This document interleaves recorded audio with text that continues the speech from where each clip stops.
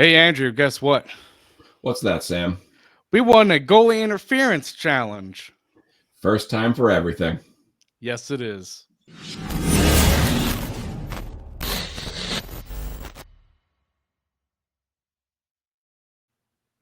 Yeah, that goalie interference was definitely something. We'll get to that though, but first things first.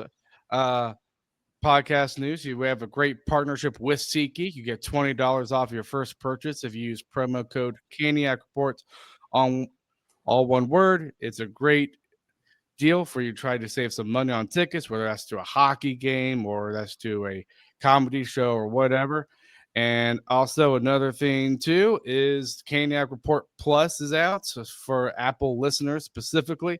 So if you're like you want to listen to episodes ad free, then there's an opportunity to do so. And there's also the survey that is currently active right now. If you fill out the survey, you get a chance of winning a 25 Amazon gift card. It's just so that we can know how better we can serve you through these episodes. And one thing, too, with this road trip coming up, then you guys all know, is Andrew and I have full time jobs. If the game starts at 8 p.m. or later, it will not be released. Let's say, because we do have a game this Thursday, it starts at 8 p.m. That will not be on Friday's episode. That'll be on Monday's episode because we need sleep. So that's pretty much it for podcast stuff. Andrew, let's get to some NHL news here. This was actually done Wednesday of last week, but I kind of forgot to bring him up. But Jack Roslovic, he was at the top free agency up until then, of course. But he eventually signs with Edmonton on a 1 year, $1.5 million contract. What do you think of that contract with Edmonton? Overall, I'm happy for Jack. I think the play style over in Edmonton being all gas, no brakes might actually fit his play style well. I really appreciate the effort and the professionalism that he showed, being kind of a in and out of the guy, or in and out of the lineup guy with Carolina. So wish the best for him, and hopefully we'll see him in the finals. Yeah, definitely. Edmonton's a very good choice to pick. What surprised me with that contract is I mean, this is a guy who got 20 goals this past season.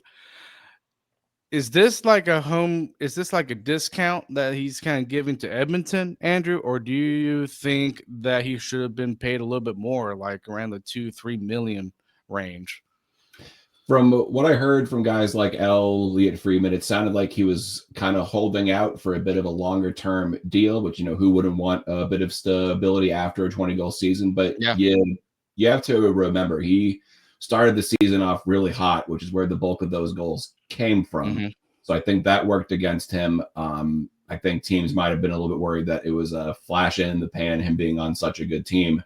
But I think the moral of the story might have to be here is sometimes, when free agency opens, sometimes you got to take those deals, because once the big fish get scooped up, there's not always the money that there was. So happy he landed on a good team, good player, incredible skater. So wishing the best, the best for him over there in oil country. Yes, definitely wish him the best. The next piece of news. Now, obviously, I did not watch this game because it was concurrent with the Hurricanes Flyers game. But Brent Burns, former Hurricane, we know there are lots of Hurricane fans that like him. I know a few fans that call him the alpha male when he was on this team. But he played his 1500th game last night. And Andrew, I think this is a guy who once he retires, I could definitely see him getting into the Hockey Hall of Fame with his resume.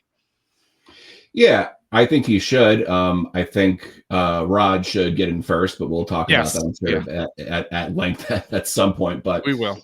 no, just an absolutely incredible player. I think his time with us kind of came to an end. I don't think he can play quite the same speed, but to be on a team with guys like Natchez and McKinnon who can make up for that, I think he could still have a couple of good years ahead of him, which is truly remarkable. So congrats to Brents. That's quite an accomplishment.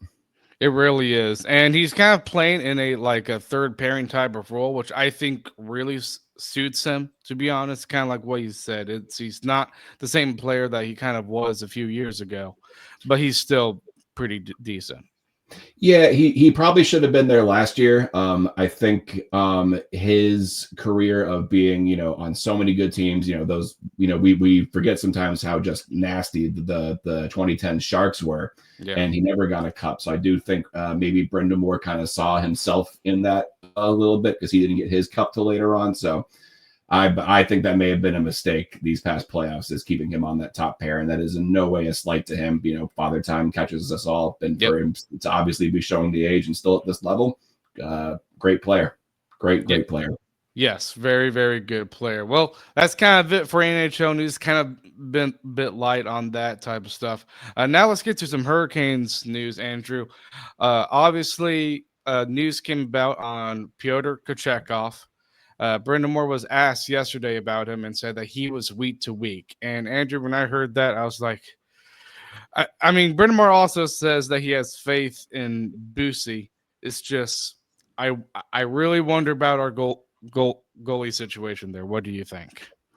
I was definitely more secure with the goalie situation before the concept of Freddie having to play quite possibly 6 of the first 8 games coming out the gate. Because if anything, you would want maybe even PK to take the bulk of the regular season games just to keep Freddie fresh. But you know what? It is what it is. Let's see what this kid has. That Western swing they're going to be on, there's a real gauntlet of teams. But if I'm Rod, you've got San Jose next. Put the kid in and let him kind of figure out his the team in front of him, and let's go from there. But definitely not ideal to be having Freddie needing to carry such a heavy load this early on. Yeah, it really, really isn't. Because if he goes down, I mean, I'm sorry, Pussy, but you're not an NHL starting goalie. Now, I'm willing to give him a chance. I am, but considering he hasn't had any NHL experience, I have my reserved doubts. Let's just say that. For sure. But I mean, this is more or less the same decor that made guys like Spencer Martin look, like he might be a NHL starting goalie for a few weeks there. So I think the team can rally behind him. And you know what? As Canes fans, we've seen young goalies come out of nowhere and win the Conn Smythe. So try to stay positive. That's the best advice I have right now, because this is definitely not the best case scenario for us by far. Yeah, it really isn't. But I mean, we also have had those goalies like Jack LaFontaine, if you remember him, Oof, and yep. Scott Darlin. So it's just, you never know. Goalies are always unpredictable, and I think out of all the positions in the NHL, I think goaltending is so hard to scout. It seems like Oh, you for can be sure. good one game and then bad the other. It's just all over the place.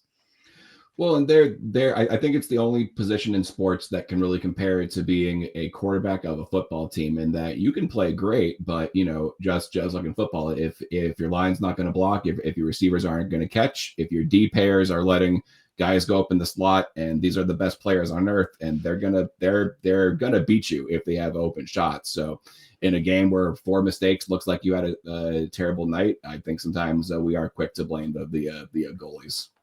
Yeah, I completely understand that. The next piece of news. Now, I have seen fans freak out about this, and I understand it. I mean, Jacob Slavin, he didn't play the last 3 minutes of the Flyers game, and he didn't. To me, what was more noticeable wasn't really the last 3 minutes. It's the fact that he didn't play at all in the overtime. And I'm just like, what's going on there? Because he always plays in the overtime, but he didn't. And Brind'Amour said that Slavin's going to be evaluated Monday. So I hope it's nothing serious. But let's just say if it is serious, we have Mike Riley. We have Charles Alexis Lajoie. I think we have the depth to cover. And if Slavin were to get hurt at some point, I'd rather get him. Again, I don't want him to be hurt at all. But if he were to be hurt, I'd rather have it early in the season than late season playoffs, you know? For sure, the timing is about as good as it could be with these kind of things. There's no sense in freaking out quite yet, even though I'm trying to be the calm voice of reason here, but I'd be lying if I wasn't a little panicked at it, Yeah, because if I Slavin's understand. gone, Yeah. because if Slavin's gone, there goes the season, kind of. Well, that might be a tad dramatic, but not much. I think if he's going to be out for more than, say, a month, because you're right, we do have Riley, we do have Legault, who did have a strong preseason. But man, if it's going to be longer than that, I think they were already probably in a position where they might have to trade to boost the decor to actually go on a deep run. They may have to make that move sooner than later, which, I mean, grand scheme of things might not be the worst thing. So we'll see what happens. Yeah, we'll definitely see what happens. If they make a trade on the blue line, I actually would be all favor for it. And when it comes to getting a good quality defenseman in, just because even though I like a player like Legault, I'd probably be a little bit more comfortable to get like a right-handed defenseman, since he is right-handed, that has a lot of NHL experience. And in that way, you basically have a fourth pair with Riley and whoever that right-handed defenseman is. Yep, and we saw it these past playoffs where sometimes that, that what basically is that fourth pair that you're talking about comes up, and when it's not ready, then that sinks you. So going into postseason with a Riley Legault fourth pair just ready to go, I feel a lot more comfortable with that than we had last year. But that being said, even healthy, I like Sean Walker a lot. I don't know if I love the idea of top pair Sean Walker. Yeah, I've actually, you know what's funny? I went to the game last night with my dad, and he brought up that exact same point. So, I mean, it's 2 games already into the regular season. I try to be careful with my huge criticisms. I might have some concerns, but my huge criticisms, I try to reserve that until we get probably maybe 6 or 7 games into the season. For sure, hockey's game, you do kind of have to judge it at like a 5-6 game clip at a time, because it's such a weird, goofy game, and the best team on the ice does not always win. But we saw that in the Philly game. Oh, absolutely, absolutely. The Canes absolutely played with their food last night, but they still ate, and we'll take it. Yes, we'll definitely take it. Well, that's it for all the news in general. Andrew, let's get to the Flyers game. But before we do, we will be getting to a sponsor. Football is back, and so is your shot at big wins with DraftKings Pick 6, the official daily fantasy partner of the NFL. Your game day instincts can score you real money fast. Here's the play. Just pick more or less on 2 or more player stats, from breakout rookies to elite quarterbacks, and unlock the upside every snap brings. The better your calls, the bigger your payout. And here's the kickoff bonus. New DraftKings customers get $50 in bonus picks, which is just a $5 entry on your first pick set. This season, play your players' instincts. Download the DraftKings Pick 6 app now and use code THPN. That's code THPN. Play just $5, get $50 in Pick 6 bonus picks. Make the call. Ride the upside. In partnership with DraftKings Pick 6, the crown is yours. Gambling problem? Call 1-800-GAMBLER. Help is available for problem gambling. Call 888-789-7777 or visit ccpg.org in Connecticut. Must be 18 plus. Age and eligibility restrictions vary by jurisdiction. Pick 6 not available everywhere, including New York and Ontario. Void where prohibited. 1 per customer. Bonus awarded as non-withdrawable Pick 6 bonus picks that expire in 14 days.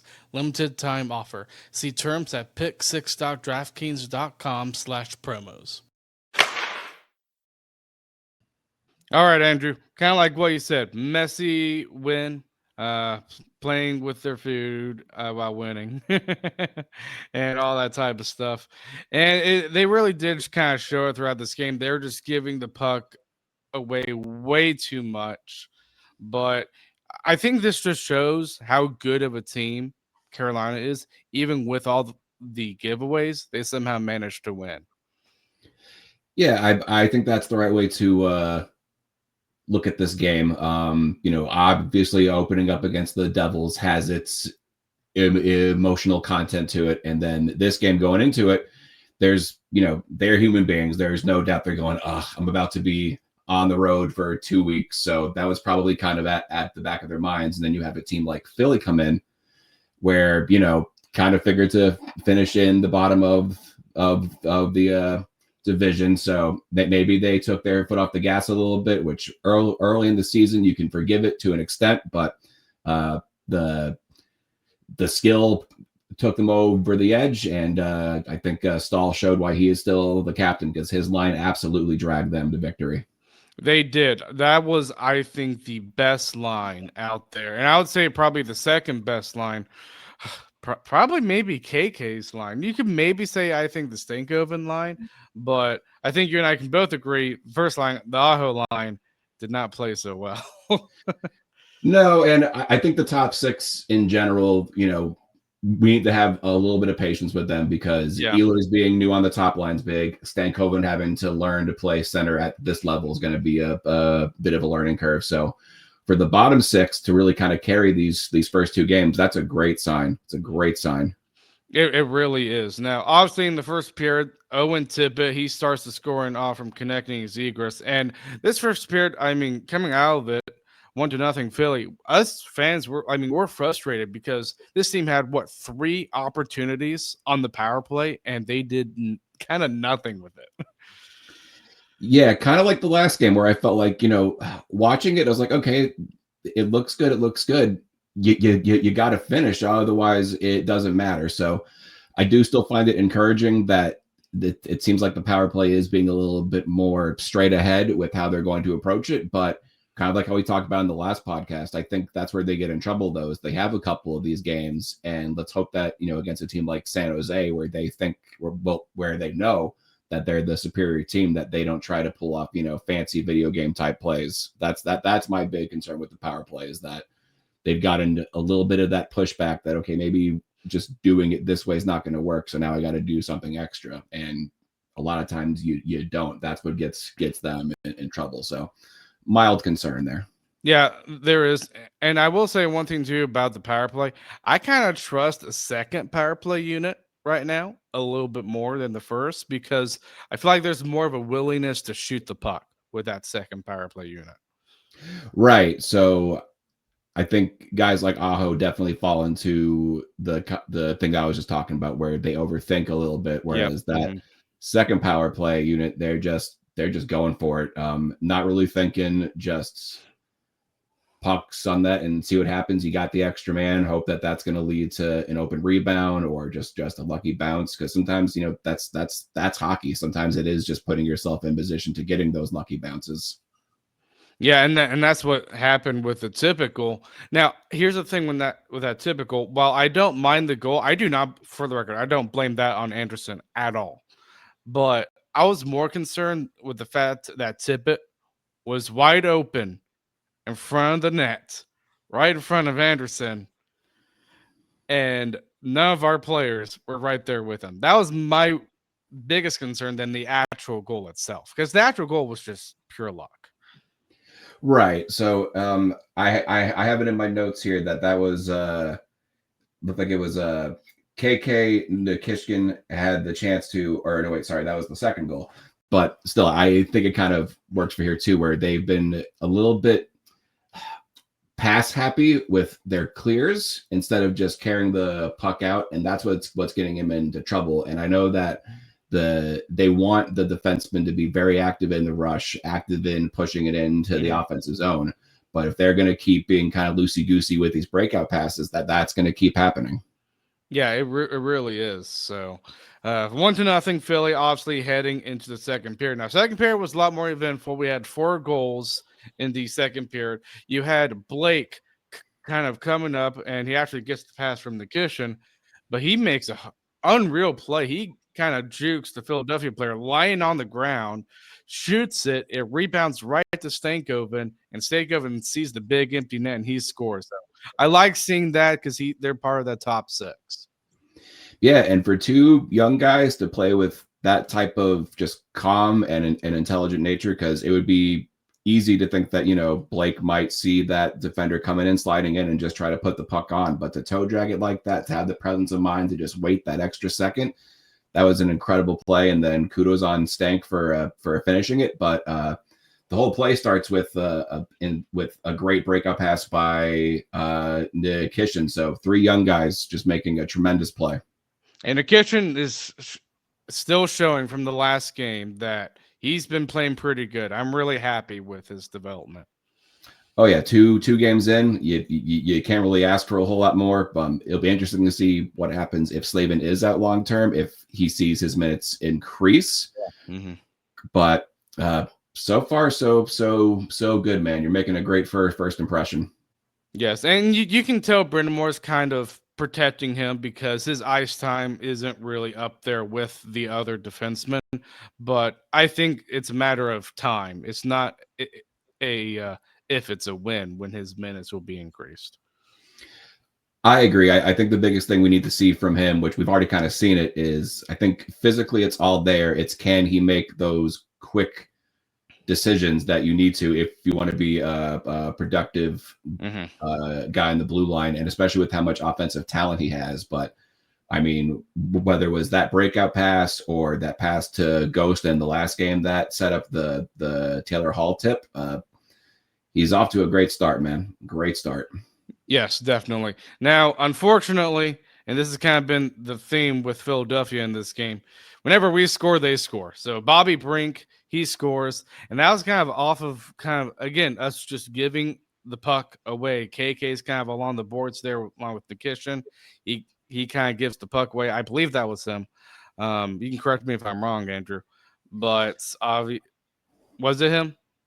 Yeah, so that was the goal. I mistakenly started talking about for the first Philly goal. I have Nikishin, Ghost, and KK all failed to clear in that moment. So again, just being too cute with the breakout. Sometimes you just gotta skate it across the blue line and then figure it out. Force them to reset, because for as up and coming as Philly still is, they got some fast guys. And Brink, I apologize, sir. I was not familiar with your game.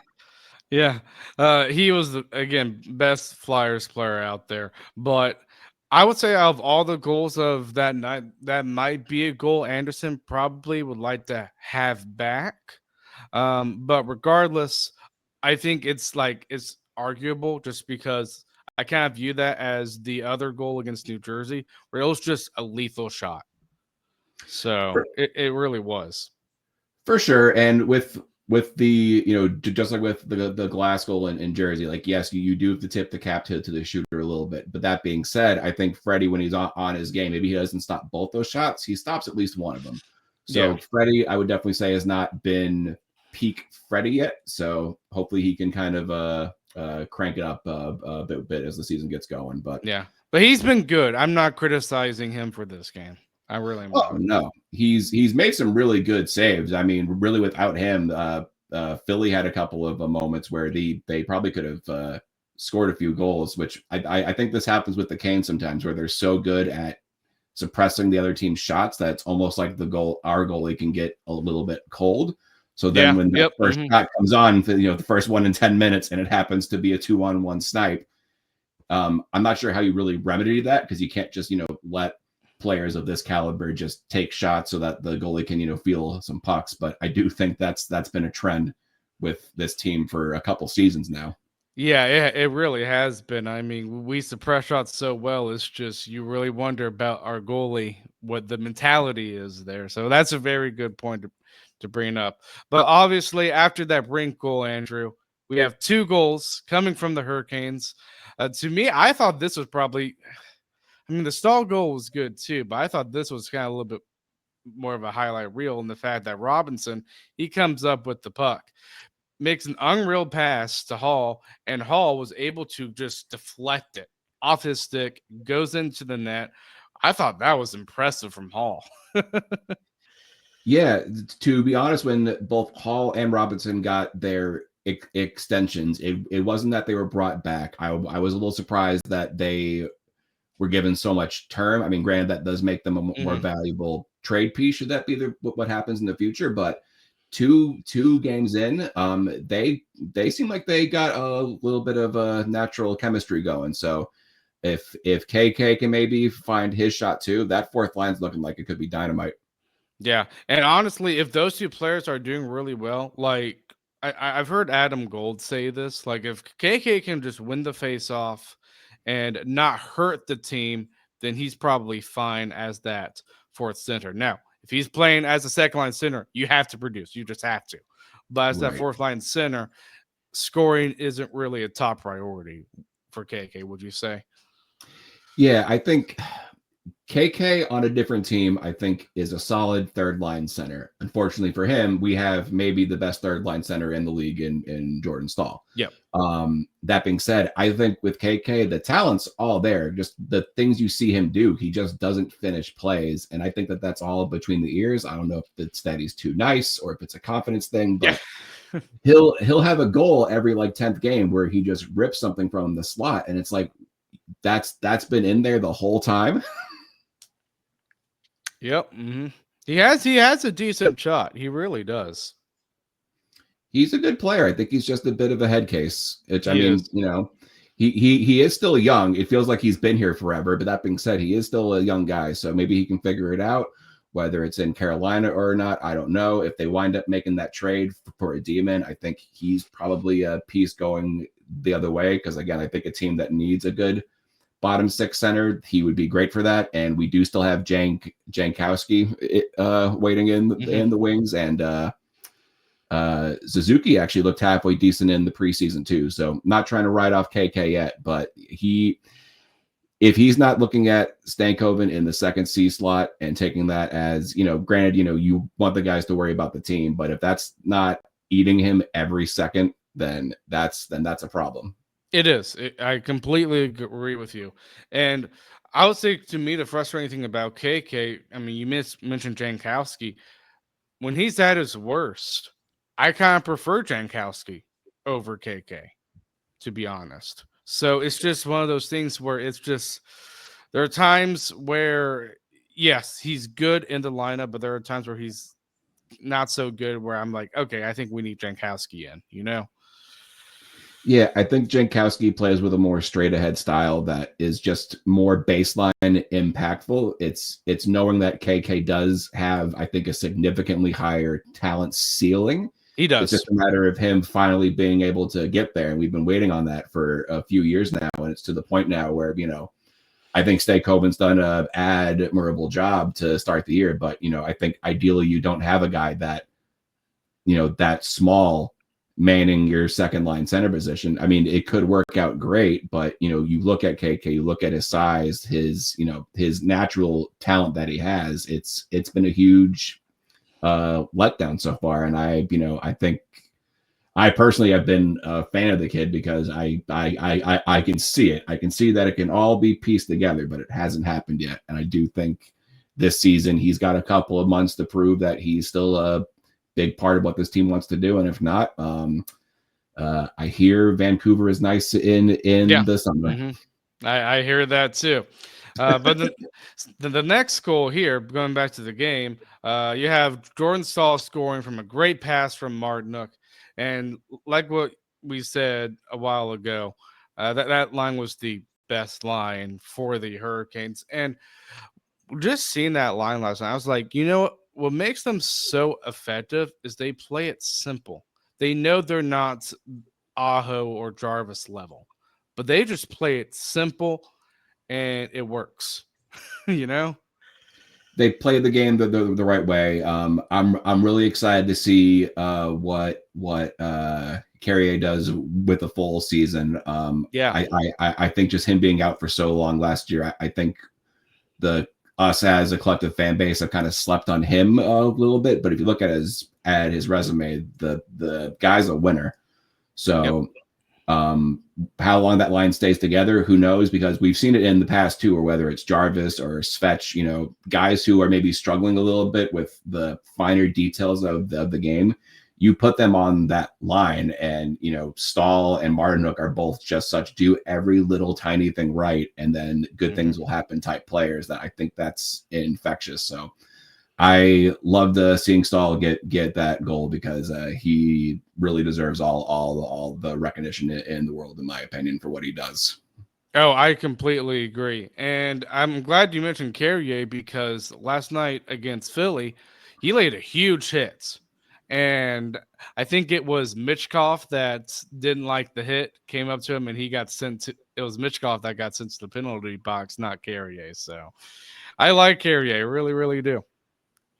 Yep, I'm looking forward to watching that line this year, and just the bottom six in general, man. If they could just keep the pace going and wear out the other team, so that the top line guys can kind of find their game and let their talent take over, this could be a really nice setup this year.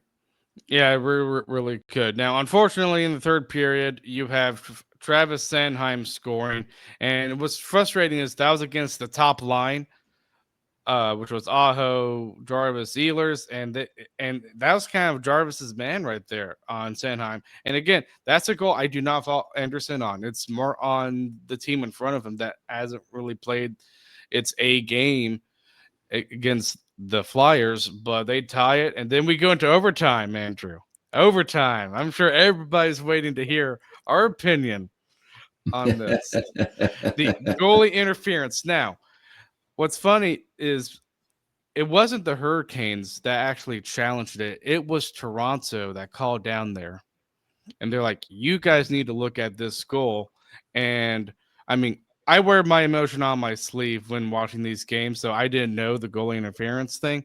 But when I saw the replay, I'm like, yeah, that's goalie interference. But we know how these go, obviously, right, Andrew?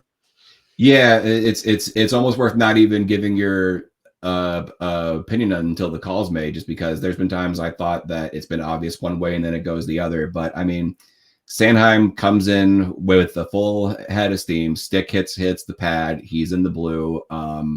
The one kind of pushback I've seen from people online is that, oh well, Freddie initiates the contact. It's like, well, he's in the blue paint and he's got a 6+ foot dude coming flying in at him. So yeah, he's gonna put his hand up to protect himself. Not to mention that he's made of glass. So Yeah. I don't know why you would expect Freddie to just get trucked like that. But he's in his protected area. He's got the stick in his pad, so it's an obvious call to me.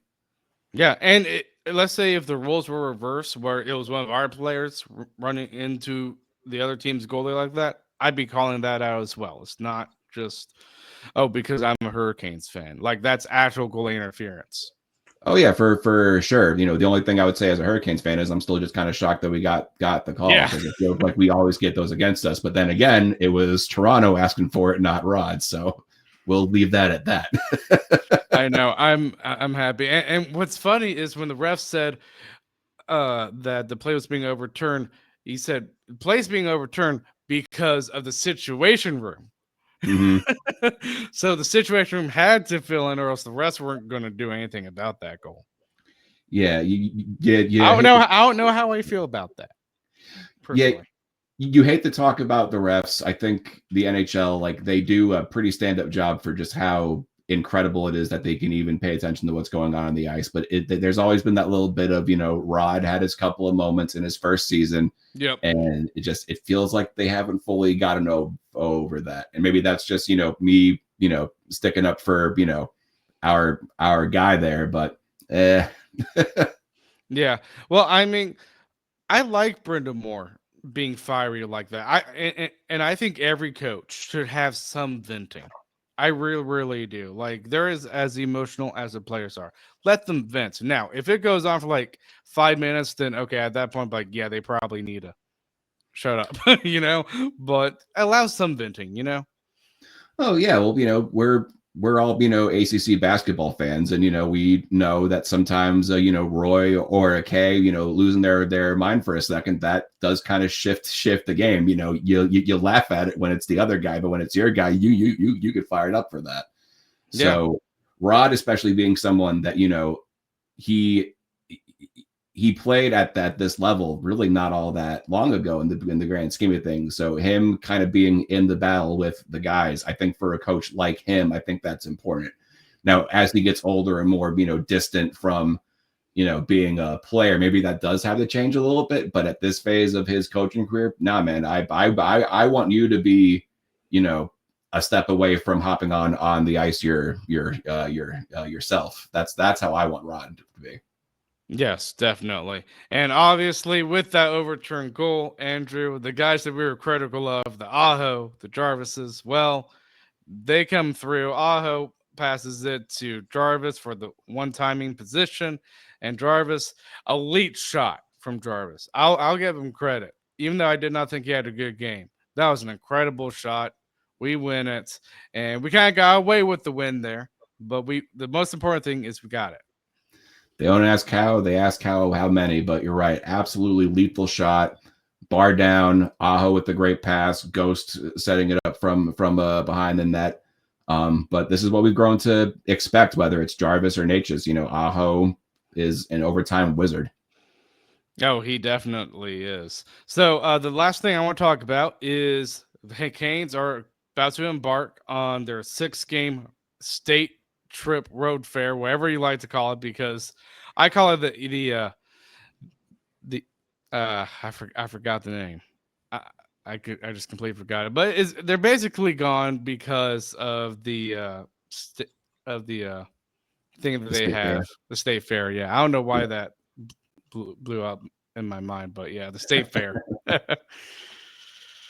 Well, So we have San Jose on the 14th, Anaheim on the 16th, LA on the 18th, Vegas on the 20th, Colorado on no, I think I put my dates down wrong. But Colorado and then Dallas ends it basically. So that's a tough schedule, Andrew. yeah, I think I'm glad that they started off 2-0 at home, even if the Philly game was a little sloppy, because I do think there's a very real chance we see the growing pains a little bit on this trip, and we should be prepared for that as fans. But also got to keep in mind that I think for a while now, especially going through California, that was a situation where if you weren't leaving with 5 out of 6 points, it was a bit of a letdown. San Jose is still growing. The Ducks might be a playoff team this year, and I think the Kings are definitely a dark horse contender. So I don't think this is going to be quite the same. Yeah, you never want to call it easy because all the teams in the league are good. They really are, but I think if they can go 4-2 on this trip, that's a great run. Oh yeah, I do too. I would say if they go 500 in any fashion, I think that's to me good. Because you just look at the good quality of teams, and I like what you said there. Like there are no easy games, but I think the biggest thing to kind of separate from the easy games is okay, which team we know there are teams that are just a little bit more beatable than other teams, and I think San Jose's in that boat. Oh, absolutely. I think there's a decent chance they are getting the first round pick again Okay. this upcoming draft. So in 5 years, they're going to be nasty. So hold tight, Sharks fans. Y'all got some good stuff coming. But even then, again, it's a lot of high drafted, high potential players who, if they come into that game sleepy and don't respect the talent that they have, they could absolutely put up a couple of quick ones, and now you're behind the 8 ball against them. But if they have Ned in net, I don't know if you saw that Mrazek-esque play that he made the other night where he leaves the net wide open in overtime. But we're starting to look a little bit smarter every year for moving on from that guy. I hate to say it. I did not see that play, but I do know one thing about Ned. When he was playing in Pittsburgh, I thought he played pretty decent against us. For sure, but that's also just what the Canes do. Like you could be a guy destined Yep. to play over in Europe, bring him over for the game against Carolina, and I'm putting all my money on that guy getting a goal. I'll bet for us to win too, but he's going to score a goal in this game. Oh yeah. Oh yeah. But yeah. So we expect some good things. We probably are expecting some bad things to happen on this road trip. But like what you said, growing pains. So that's it for this episode. And we will see you guys Friday.